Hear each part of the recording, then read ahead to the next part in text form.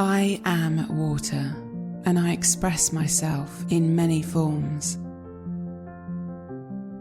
I am the sharpness of ice,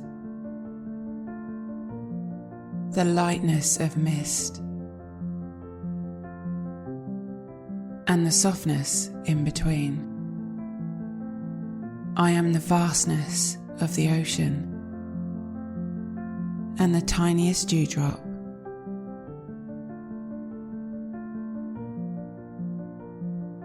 I am water, and I am always on the move, hydrating and refreshing, cleansing and purifying,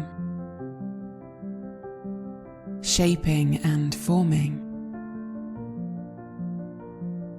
absorbing and storing. I am water, and I am the lifeblood that runs through the veins of the earth.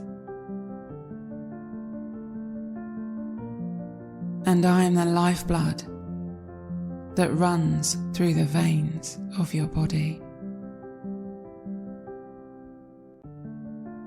I am water. I am conscious, and I hold all the memories of the past.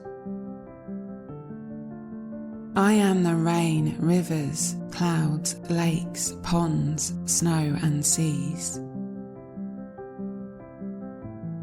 But really, I am just one being, living within all things.